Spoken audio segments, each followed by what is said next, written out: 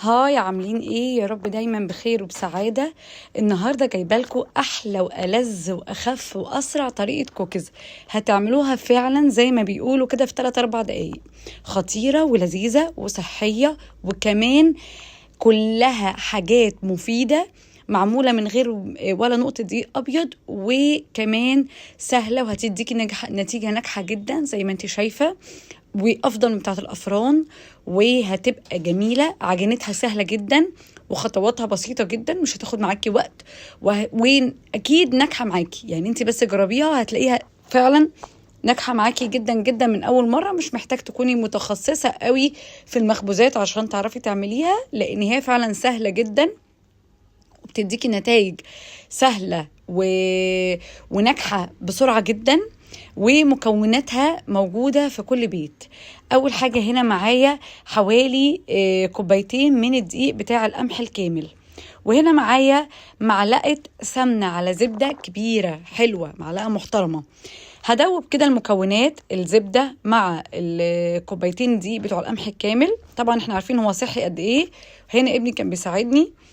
انتوا عارفين البيبيهات لما بيشوفوكي بتعملي مخبوزات على طول بيحبوا يدخلوا في الموضوع. هو يفضل طبعا ان السمنة تكون سايحة هي والزبدة، بس انا كانت الجو حار فالدنيا ايه اتس اوكي يعني اشتغلت.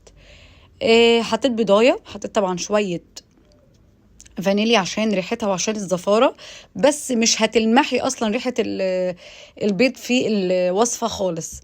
هنا بنقلب كل بقى المكونات في بعض لغاية ما تديني القوام ده. انا عايزة يكون القوام طري، والكوبايتين بتوع دي القمح الكامل انا حطيتهم على مرحلتين، وبنخله علشان ساعات بيبقى فيه حاجات ناشفه في الدقيق مش عايزاها تكون فيه، ولو اني صدقوني انا ما حسيتش بده خالص. وحطيت شويه ملح، وحطيت معلقتين بيكنج باودر، وقسمتها كده على جزئين علشان هحط جزء عليه كاكاو وجزء لا، علشان اقدر اعرف في التسويه المعموله بالكاكاو استوت امتى. وعندي هنا شوكولات شيبس زي ما انتم شايفين، برضو كنت مجهزاه علشان التزيين في الوش. هنا عملت المقاسات على قد ما انا عايزاها، وحطيت على الوش شوكولات شيبس. شفتوا لذيذه ازاي وسهله ازاي وسريعه ازاي، ما بتاخدش وقت خالص حرفيا. هنا يا دوب حطيت على ورق زبده وقطعتهم، وادوني كم حلو جدا. كوبايتين الدقيق اللي قلت لكم عليهم دول ادوني كم كويس جدا جدا جدا. وعملت حبة أبيض وحبة بالشوكليت علشان أعرف التسوية عن طريق الفاتح ده. دخلتهم فرن مسخناه كويس حوالي يعني ربع ساعة تلت ساعة، انتي بتتابعي التسوية طبعا على درجة حرارة 180 في الرف اللي في النص. ودي كانت نتيجته لما طلع خطير ومقرمش وطعمه لذيذ جدا وناجح جدا جدا جدا.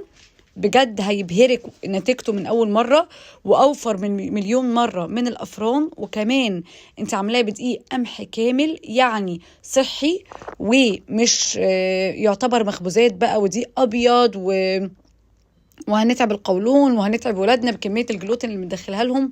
لا، انت عاملاه صحي 100% ومطمنه لنظافته في البيت. انت اللي عاملاه خطير. ممكن تحطيه كده سناك بين الوجبات لاولادك، او تبعتيه معاهم في اللانش بوكس بدل ما تبعتي معاهم اي حاجات حلوه. وانت اوريدي متحكمه في سكره زي ما انت عايزه. انا صدقوني ما ضفتش اي سكر، هو مجرد